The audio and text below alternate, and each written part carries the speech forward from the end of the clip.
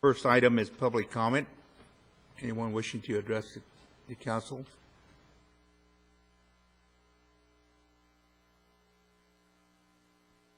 I'll go on to written communications. Item number 2, a request to adopt resolution number 09-014. Doc? Mr. Mayor and Council, this is just to set the hearing. As you know, we have an agreement to build a wastewater facility, and at this point in time, we want to solicit the proposals for the water district. We have talked about building this under the general fund of the city, or at one time under the sanitary district. We have a need for the water district to be able to take the water and handle the reclaimed water. The reclaimed water then will be used and be sold. That'll also preserve the groundwater. And so after a lot of discussion, we felt that this would be the best to follow this course of action. It doesn't make the decision at this point, but it actually sets the hearing so that the council can have input, ask questions, and take public input at that point. So this is the resolution that sets the hearing. Is there a motion? So moved. Second.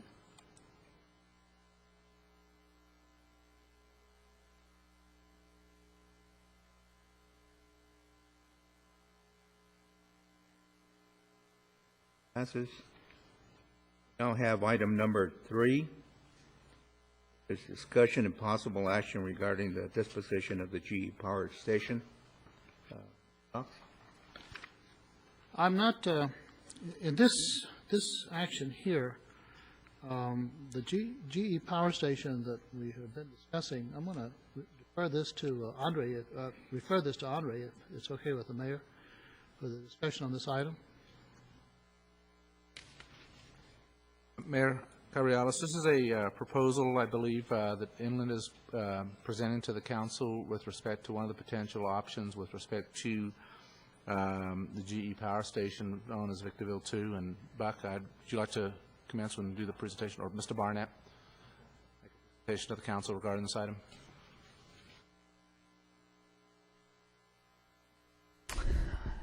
Mr. Mayor, members of the council, city manager, thank you very much for giving us an opportunity to talk to you this afternoon about this very important subject. As you know, the Victorville 2 power project is one that has been in development for some time. We're at a critical stage now where we would like to be able to sell the project to a qualified buyer, obtain the financing necessary to move forward. And we've been actively engaged in discussions with potential buyers now for over a year, and one of the potential buyers that has recently surfaced is an opportunity that has been brought to us by representatives of a major Chinese utility, a mainland Chinese utility.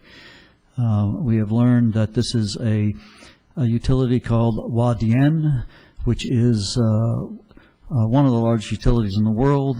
It has some more than 50,000 megawatts of customers, which is more than the entire state of California.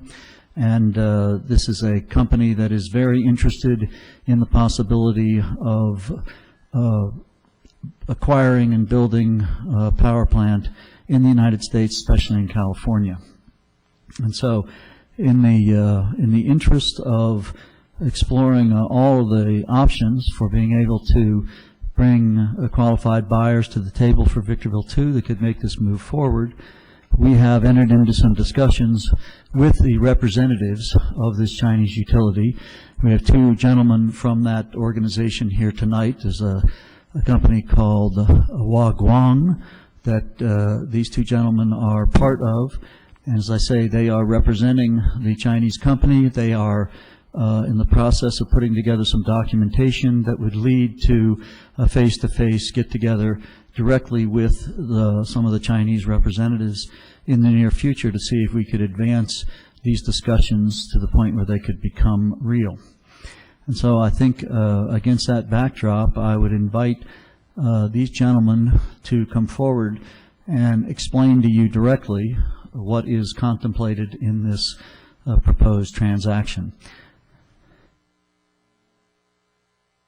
I think we have here Mr. June Lee and Mr. Walter Van Patten. And I will only say that June Lee is someone that I have dealt with in the past. He's been involved in the High Desert Power Project on the environmental side. And so we had a prior relationship, and that's really what led to them contacting us to see if there was a fit with the Victorville 2 project. So I'll turn this over to June Lee now, and he can make the further introductions. Thank you, Tom. Again, my name is June Lee. I appear before you with my classmate and friend, partner, Walter Van Patten. As Tom mentioned, we represent a very large power company based in China called Huadian International and China Huadian Corporation. Huadian, since 2008, owns and operates a installed electric capacity of 63,000 megawatts and is one of the largest state-owned enterprises and utilities in China. Over the past 10 years, as you all may know, China has gone through a major growth spurt, and with it, a significant energy development in both traditional energy, coal power plants, natural gas power plants, as well as wind and renewable energy solar panel facilities. Through that experience, at this point, China's installed capacity is sufficient even for its over 1 billion people. And so they are very interested in exporting its expertise as well as its investments overseas. Back in November of 2008, I had a chance to meet with my old friend Walter in Shanghai, and we discussed a number of trade and business opportunities, and of course the Victorville 2 hybrid power project came up in our conversations. Fortunately, at that time, one of the representatives of Huadian was in attendance, and we talked in depth about the advantages of working within Victorville and investing in the United States, in particular in the energy sector. You more than most people know that Victorville is a very unique place. In fact, in 10 years ago, in 1999, another classmate of ours and I co-authored a study for the High Desert RETA, which at that time was tasked with promoting Victorville and the High Desert area. 10 years later, the same conclusions still apply today. And that is, Victorville is at a critical nexus of not only transportation but also energy assets. It's a place where it is very well known that investments prosper and where the city council stewards business development, and just as importantly, a very nice place to live with a high quality of life. We discussed those attributes of Victorville, and through my knowledge and through my friendship with Tom Barnett and Buck Johns, I was privy to a number of details about the Victorville 2 hybrid power project. And the proposition was compelling. It's not only compelling on its face, but also to Huadian in China and to the Chinese political leadership. By virtue of AB 32, as you know, California is mandated to increase its renewable energy consumption, and by virtue of last year's executive order by Governor Schwarzenegger to increase that to about 35% of the total energy consumption in California, there is a lot of activity in the desert to meet that challenge, but none as mature and as ready for development as Victorville 2. Chinese are very astute business people. They are very, very wise and strategic in their investments. And you all ought to know that the Victorville 2 power project leaped ahead of a long line of propositions that are constantly being proposed to the company. Even in our presentation in Beijing, we were not only there pitching Victorville and Victorville 2, but a number of other countries as well. There was a Cambodian room, there was a Southeast Asian room, there was an African room, and so forth. But because of the competitive advantages of Victorville and the regulatory environment that favors renewable energy and power development, and frankly, the stature of California as a leader in energy development, this particular project and our proposal to bring it forward to the City Council leapt ahead of a whole host of competitors. So Huadian at this point proposes to invest in, and if necessary, be the sole investor in the $1.2 billion power project, beginning from the construction all the way to completion and operation. It has on its own the financial wherewithal to do it. It also has the technical ability to do it because they are in fact power developers and they have a huge installed capacity. Huadian has the political strength to carry it forward within the People's Republic of China, and we are just starting the process for the past month and most recently in the past week in developing political support here in the United States. Unlike other major high-profile investments, such as the World Ports Dubai fiasco and the previous attempts by a very large Chinese petroleum company to invest in Unocal, Huadian wants to do it differently. Huadian is committed to working with the City Council, the City Manager, the people of Victorville and the surrounding area to interface with the local political environment, but also to escalate what would be the largest hybrid power project in the world once it's built. And so we are tasked with not only making presentation to this council, but also to interface with the governor's office and in Washington, D.C., so that there is a broad level of support for their significant investment. If it comes to pass that Huadian does invest in this power project, this will be their very first major investment in the United States. This would put Victorville not only on the U.S. energy map, but on the world stage in power development. So it could be a very, very exciting opportunity. My partner, Walter Van Patten, is passing out a recent U.S. Department of Treasury bulletin in which the former Secretary of Treasury, Paulson, entered into a 10-year strategic economic dialogue with the People's Republic of China.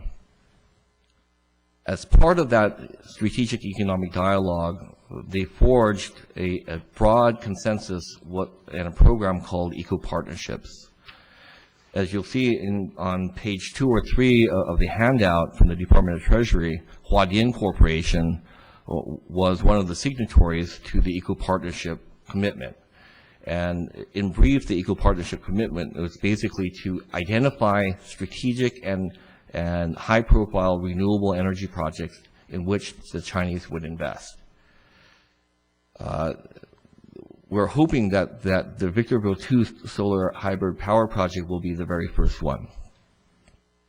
And so at this point, to give you further background on how this development occurred and the internal processes in China, I'd like my partner Walter Van Patten to explain a little bit further. Walter and I graduated from Claremont McKenna College, and so we're classmates. But for the past several years, he's lived in China. In fact, lives in Shanghai today. Walter? Yeah. Hi. Just to give you a brief background, because I've been living in East Asia for the last 20 years, and basically my profession has been dealing with Chinese corporations and Chinese organizations. And because we were involved as Huaguang International, we were involved in an investment in a power plant by Huadian in Abu Dhabi, a 1,000-megawatt coal-fired power plant. So we've had this background in working with them to arrange for them to invest overseas. And because when June came to Shanghai, he mentioned at the time the Victorville project, so that's why I immediately said, well, what could we do with it? And so we started the process before even contacting Inland Energy about this. We wanted to make sure that Huadian would be interested in the project. And because as of 2 years ago, the Chinese government, central government, has had a policy directive to have the 5 major power developers in China to do overseas investment. Now, most of the projects that they've been involved in this less developed world don't have the level of sophistication and the regulatory challenges that California brings to it. But because they have that experience overseas already, they wanted to also lift the benchmark, their own standards, and to try to tackle a U.S. investment. Add to that, the past year, the financial tsunami saw a lot of Chinese policy-directed investments in the U.S.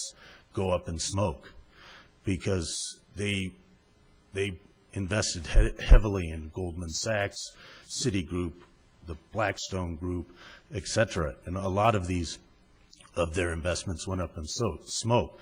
But because they're holding on to over $1 trillion in our treasury bonds, they also are stakeholders in the strength of the U.S. economy. So the government at the highest levels is looking for ways to invest in hard assets in the United States. And the Victorville project is the only shovel-ready project here in California, and the best and most attractive in terms of its low carbon footprint in the entire United States. So it was a natural match. So in December, when we came back and we contacted Buck and Tom about this, we had already had the tacit agreement from Huadian. But we needed more information, which they readily provided and were very supportive to us in order to get a letter of interest from Huadian, which on my last trip back to China, we have secured. Now, but before we hand over the letter of interest, which is addressed to Your Honor, Mayor Cabriales, we need to have our commission agreement secured with the city. And for the details, we believe that we issued the commission agreement to the city attorney. And we were hoping, in order for us to fast track the process, that if you could review that, suggest your changes, or ratify it as soon as possible, then we can move to the next step. The next step, which will be a total review of all the due diligence information that is provided by the city and Inland Energy to the Chinese, for them to come up with a purchase agreement within 1 month of receiving all the due diligence information. That's our targets. Now, in my own experience with Chinese companies of the size and scope of Huadian, I think that's a reasonable time frame that they can accomplish it, especially because of the own particular political and economic situation we are in right now, where it's a win-win situation for both the U.S. and China for this type of project, and full government support on both ends for the approval of the investment, the tools that are now available in the U.S. through the stimulus package, and also tools that are available in China through their own domestic stimulus package. Did you want to? Mayor, we realize that the entire council has not had the benefit of reviewing the proposed commission agreement, but if I may, it's fairly straightforward. We are proposing for us in our role to pay for all of our expenses at no cost to the city at any time. We're also proposing a 10% commission, a finder's fee, based on the money actually received by the city. So, for example, if the city's goal was to recover its $50 million deposit paid to GE for the power plant, and then charge a premium of, let's say, hypothetically, $25 million, we would take that $75 million that the city expects to receive back from the buyer, and then negotiate with our buyer to gross up the total purchase price to include our commission. That's basically our proposal. Again, we're a little bit out of sequence from the normal process of transactions, because we in fact have a letter of intent already in hand, and in fact the representative of Huadian is supposed to get on the plane on Thursday and arrive this Thursday to start the political process. But again, I respect the fact that the city attorney has probably needs some more time to review it, to advise the council properly, and for the council to take it up for a vote. If I could just add a few more words before we open it up to your comments or questions. We're very excited about this prospect. As you know, this is not the first foreign potential investor we have talked to. We have talked to others in the past, and we have several others in our list of potential buyers. And we find that sometimes some of these offshore companies are actually in the best shape when it comes to the ability to finance, because they are cash rich, as you could say, and that's certainly the case with Huadian. Similarly, the process that we're going through, the documentation that we're talking about tonight, is typical of the kinds of transactions that we would enter into with other prospective buyers. We have already begun the process with Huadian by executing a confidentiality agreement that allows them access to the data. Walter and June and their company have already undertaken the translation of hundreds of pages of data into Chinese for review by the Huadian technicians in China. So this process has already begun, and they are clearly, as you've heard, very interested. I think I would point out that the commission agreement that they described to you tonight, we've already explained that you all clearly need time to review this and get comfortable. We would obviously like to proceed as quickly as possible, but at the same time, everyone needs to understand the documentation. I would add that the general framework that June Lee just described, it clearly is based on the same kind of sale concept that we've discussed with all of the potential buyers, and that is there would be, for starters, a sale price that would include full reimbursement of all of the city's expenses. That includes the expenses on GE, that includes all the expenses to obtain the permit, the land, all of the other components. And then on top of that, what June was talking about is what we've been calling a development fee, and I think you all are familiar with that. That would be the fee that the city of Victorville would be paid to compensate you for the development risk you've already undertaken. So, and then they are talking about putting the commission fee on top of that. The fee itself would be rolled into that price, so that the city, although the city would be paying it, the buyer would actually be calculating the purchase price on a purchase price that would include their commission fee. So the city would not be out any money. This would be basically what's called a gross up, if you're familiar with that term.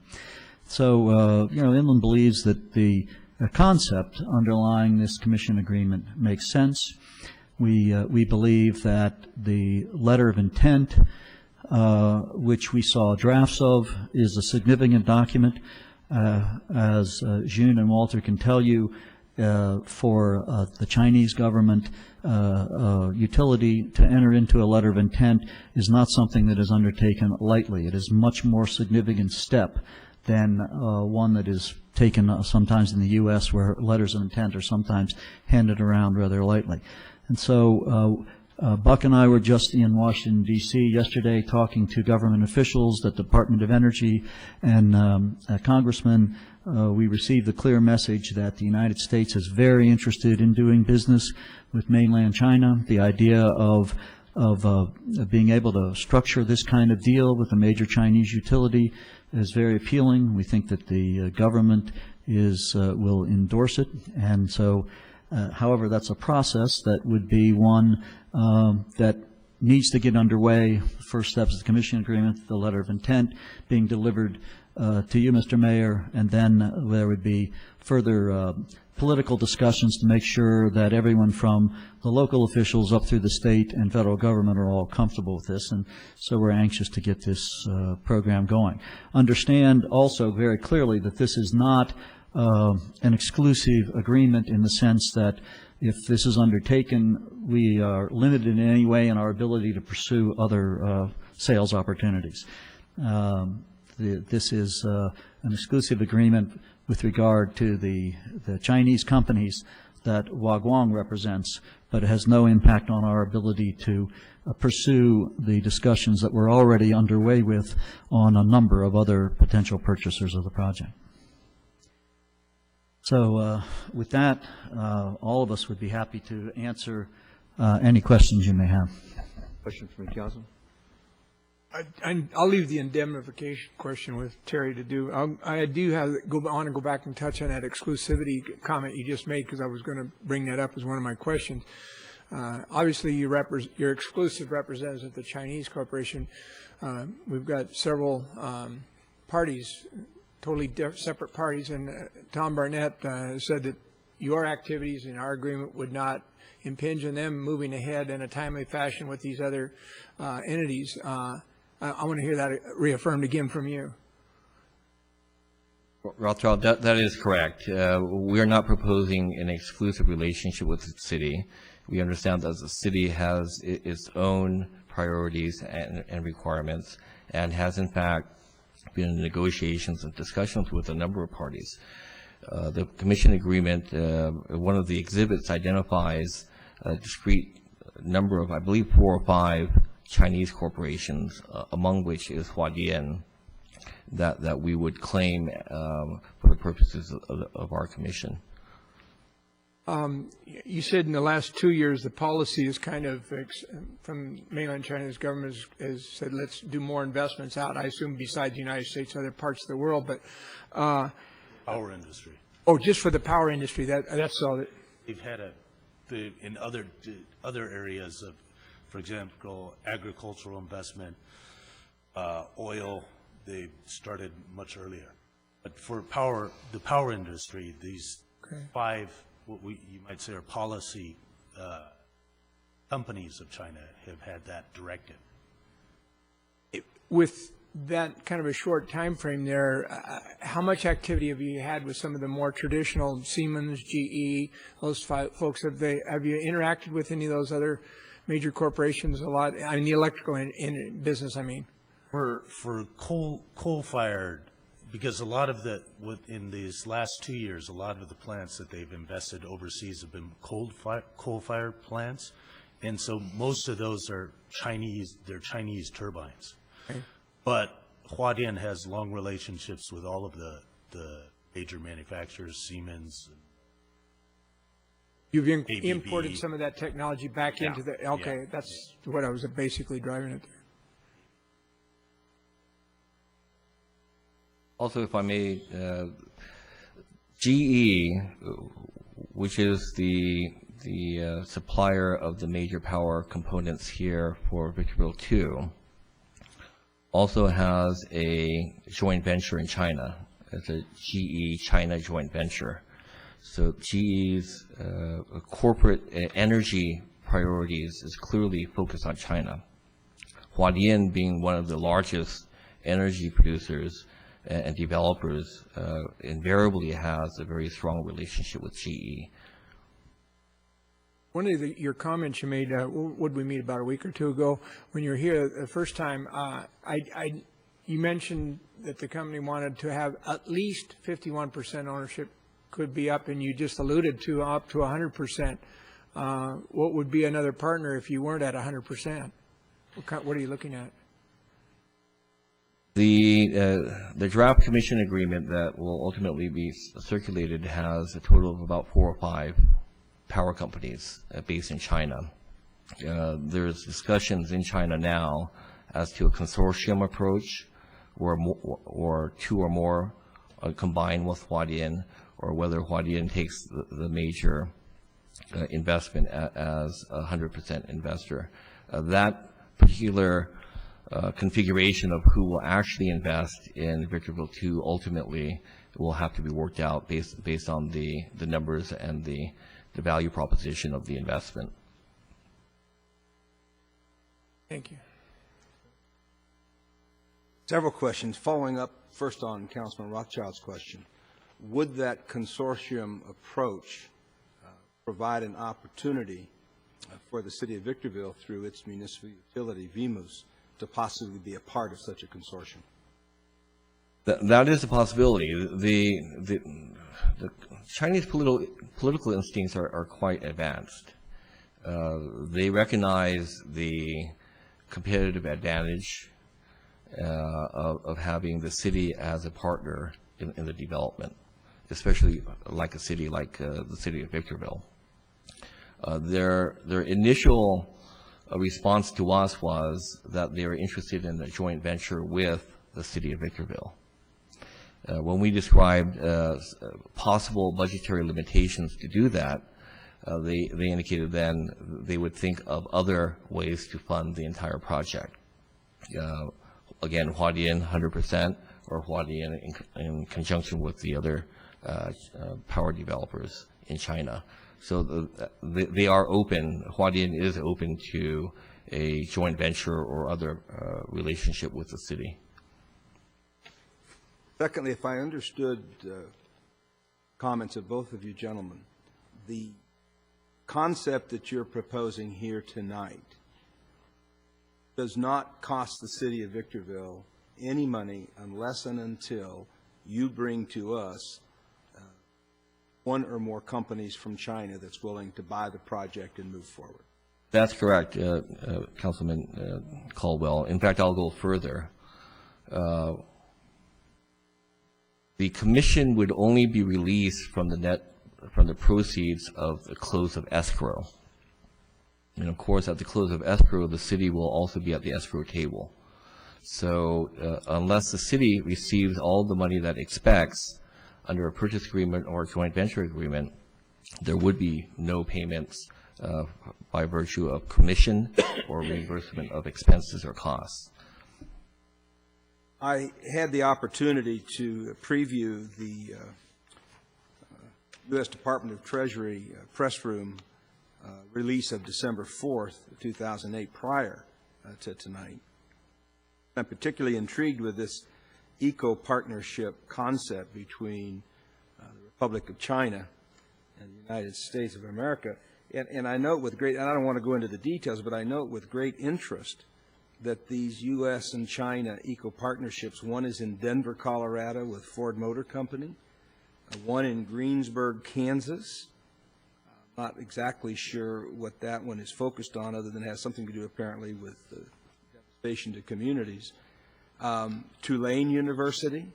I'm going to skip over one. I'll come back to it. Wichita, Kansas, and the Floating Wind Farm Corporation of the United States, all, as I understand it, independent and standalone ventures, if you will, joint ventures or whatever you call them. But I'm particularly intrigued by the one with the Port of Seattle, marrying two of the world's largest seaports.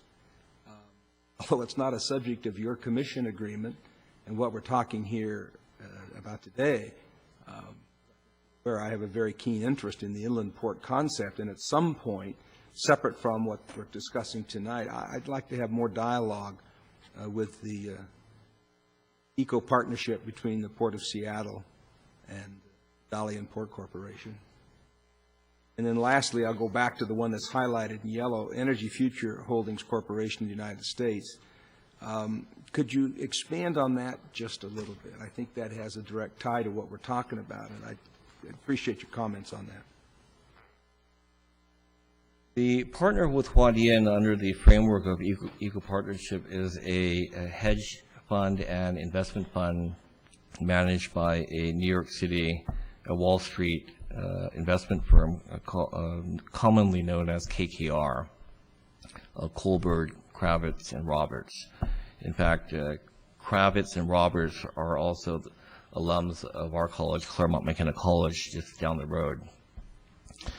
KKR, other than its infamy in being the lead investor in a leveraged buyout of RJR Nabisco a number of years ago, has allocated a significant amount of investment funds for renewable energy. And so as part of the Eco Partnership framework that Secretary Paulson last year developed, KKR and Huadian decided to forge a understanding and a relationship for future investments in renewable energy in the U.S. and abroad. Mainly in clean coal. Now, the Eco Partnership framework is also important in that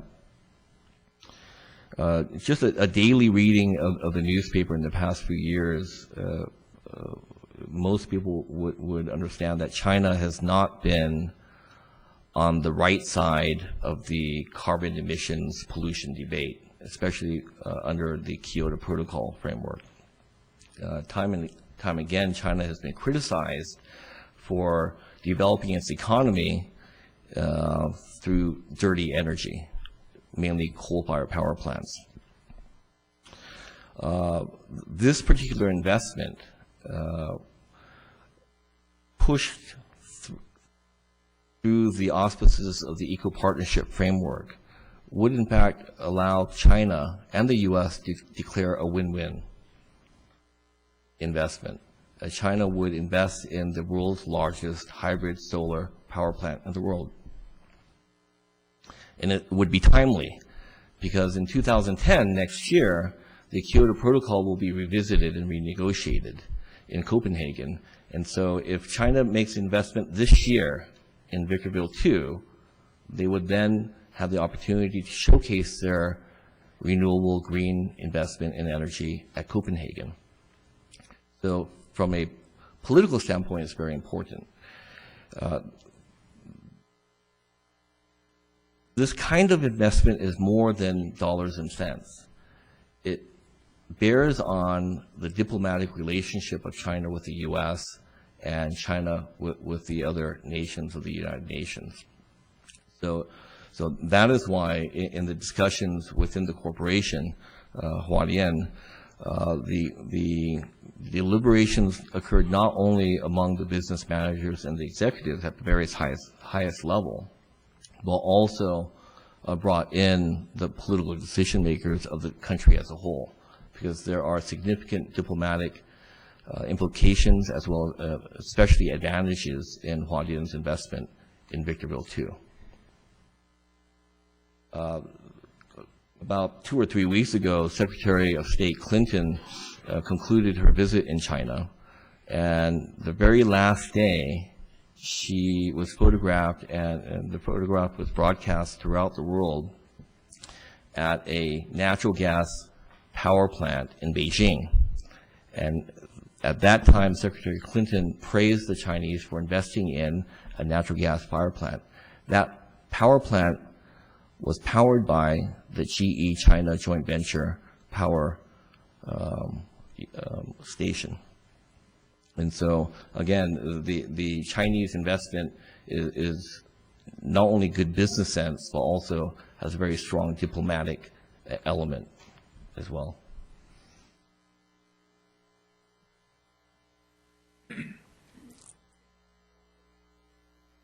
I think that the presentation and the information provided sounds intriguing.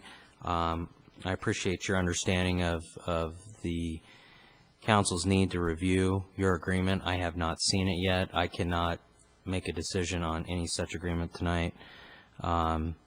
So I think it's important that we look at that, and that also before we move forward on anything, that this council be fully briefed on where we're at with GE, understanding certain timeframes and things like that. I think those two items are of the utmost importance. So I'd like to see the agreement. I know we have it somewhere, but it hasn't been provided to at least myself as of yet, and then also just having this full council briefed on where we're at with GE is very important as well. I understand. Thank you, Councilman. I just want to ask one short question. You said first there would be a letter of intent, and then it would take 1 month from that letter being accepted, that we would move forward on the whole process? Is that correct? Yes? We want to fast track it with a month afterwards. There's a draft purchase agreement in place.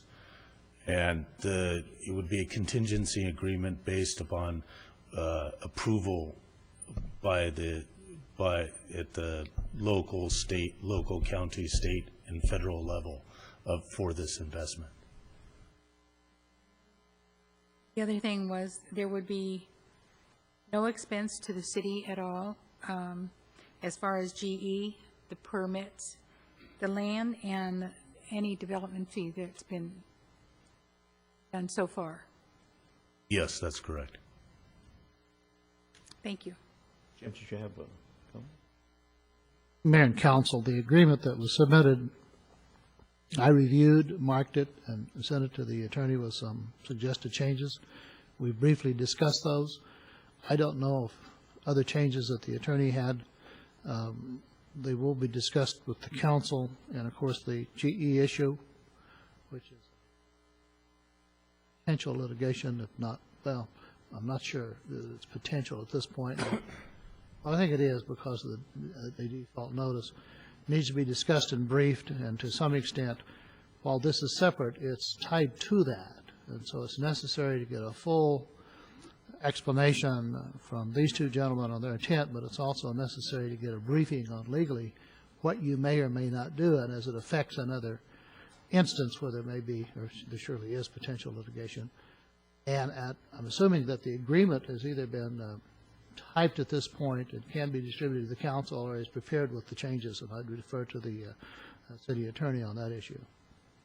Manager, Mr. Cox, we're in the process of trying to get it into a form where it's ready to present to you, and just it's been going back and forth, putting some suggestions in. There were some provisions in there that we agreed to at this point. So we didn't want to present it to the council until we have it in a form ready to go where we think it's at least going to be palatable to the council. When do you think that'll be? Certainly within the next few days, I would think. We'll distribute it. Got one more. I'm assuming that this dialogue here is not necessarily, could be, but not necessarily tied to the current GE generation stations that we have under consideration. The two are not integrally related. They might be, and they might not be, depending on timing and everything. Is that correct? Is that your assessment of your position? Our understanding, right. Okay. I have a question. This is a private corporation that you're representing, or that is interfaced with the government? No, the Huadian, the company we're representing, they are a government company. Okay. That was my only question, yeah. I might add, the major industrial groups in China are state-owned enterprises, government companies. The issuer of the letter of intent is a corporation based in Hong Kong that is a wholly owned subsidiary of the state-owned enterprise. And that structure is important because that allows the state-owned enterprise to make foreign investments through Hong Kong. I heard you say something a little bit back where it would not only require our approval, but then county approval, then state approval, and then federal approval. That's correct, Council Member. Again, the investment is beyond a purchase agreement between the city and Hualien.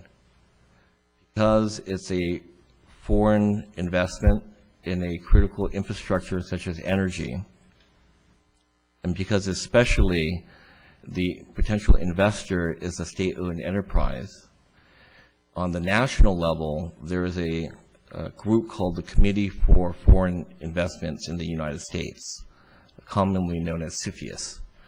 And CFIUS was created to screen and approve major foreign investments in the United States from foreign entities. The chairman of CFIUS is the Secretary of Treasury, the Secretary of the Treasury. On that board, or that committee of 7 people, is the Treasury Secretary, the Secretary of Homeland Security, members of the White House, as well as the U.S. Trade Representative, and so forth. And so they screen the foreign investments to make sure that a foreign entity, and especially a foreign government, doesn't take over a national security asset of the United States. At the end of the Bush administration, Secretary Paulson's department promulgated new rules under CFIUS. And under those rules, there's an exemption from CFIUS for greenfield projects. And under the federal regs, the greenfield exemption applies for investments in projects that have not started construction, that are still in the planning stages. And so one of our strategies is to first develop political support locally on the state level and nationally, but then obtain the exemption under CFIUS. Without that exemption, it would take a significant amount of time and energy for the U.S. government and the Committee for Foreign Investment in the U.S. to review and approve the investment. And I'll give you one example. When the Emirate of Dubai proposed to purchase the world ports, including ports here in the United States, they actually went through the CFIUS review, and they were in fact approved by the CFIUS committee. But they ran into a significant problem in the media, and the whole proposed investment went away because they leapfrogged one of the mandatory requirements under the federal regulations and statute, which is a mandatory 45-day investigation by the Department of Treasury and Homeland Security in cases where the foreign investor is related to a foreign government. And so while they were successful in obtaining the CFIUS review, their ultimate investment failed. The Chinese proposed an investment and acquisition of Unocal didn't even get that far. If you remember, a few years ago, they were planning to spend quite a bit of money to acquire the worldwide petroleum rights of the corporation. But because of the political backlash, they were unable to even finish their CFIUS review. They had to withdraw their offer.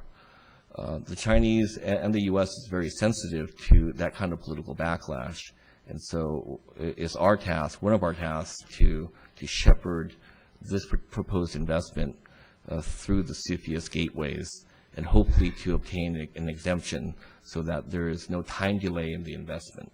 And with respect to GE, we understand that if the GE power, the generators and the plant is part of the transaction that the city wants to sell, time is of the essence. And the buyer understands that. In fact, if GE, I would hazard to say, and this is my opinion, that if GE understood who the buyer was, there would be significant credibility and possibly some abatement in time and pressure for the city to act. Now, if the city's own financial requirements requires that the GE power plant be taken off the table, that's fine too, because again, Huadian has strong relationships with the GE China joint venture, and it has its own relationships with Siemens and other major power component developers as well.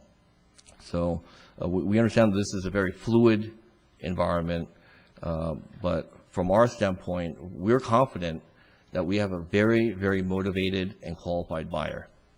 They are expert in energy development.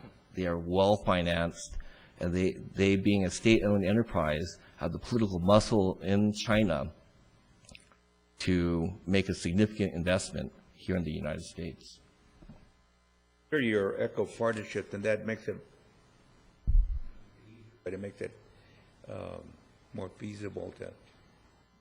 That's right. The diplomatic portal allows the Secretary of Treasury in the United States and the finance minister and the higher ups in the vice premier in the People's Republic of China to talk about this transaction, and then to develop a political framework to support it.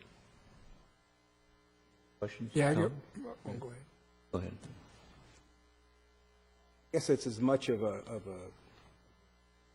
assumption as it is a statement, but when the Unocal issue was about, followed by the Dubai Ports issue, world economy was booming, and the United States was not confronted with the collapse of Wall Street and trillions of dollars that have had to flow out of this country. I should say the trillions of dollars of debt that other countries like China has graciously picked up. Looking at the CFIUS process for a minute and the political climate, would you suspect that there might be a far greater willingness both on the part of China to get rid of some of the U.S. dollars, as well as the Department of Treasury interested in the inflow of those U.S. dollars back into the United States that could well help facilitate the expedited process that you're talking about? Councilman Caldwell, you framed the strategy just right. There is incentive and motivation and commonality of interests for the U.S. to accept and support a major Chinese investment, and for the Chinese to actually make the investment. Because after all, the Chinese currently hold over $2 trillion of U.S. treasuries. And just today, I believe they bought about $58 billion more. From a trade protectionist point of view, that may be a bad thing, but from a world economic view, it's actually a good thing that the U.S. economy is being supported. From a business and investment point of view, those U.S. treasuries yield between 0% and maybe about 2.25%. As we understand it, the internal rate of returns for a investment in Victorville 2 would be significantly higher. So it's the same U.S. dollars being repatriated into the U.S., earning more income for the holders of those dollars. One other quickie question, and it may be just more of an opinion than a fact of knowledge, but it seems to me that these generators that we have at the moment would put you further up the timeline here of turning shovel to dirt than having to get at the end of the line here. It's probably worth at least a year flip right there in itself, just that acquiring these versus getting back in line, going the project and getting the same generators again at a later date. Yeah, I think Huadian understands that, and they would wholeheartedly agree. While the GE power, the availability of the power equipment is not a deal killer either way, there is an advantage of having the GE equipment ready to go. In fact, that encapsulates the advantage of the investment in Victorville 2 on the whole. Victorville 2, by virtue of Inland Energy and the foresight of the city council, is the first mover. the city's power certification occurred in July 2008 by the California Energy Commission. And you were the first. Having the GE equipment, while perhaps a burden right now, it's also an advantage because it allows the investor to move forward quickly and with certainty. Thank you very much. Thank you, Mr. Mayor. Thank you. Business moves forward. We have item number 4, which is closed session. Andre? Yeah, the item is fully agendized, and if there's reportable action from the closed session, we will come out and report any reportable action. Thank you.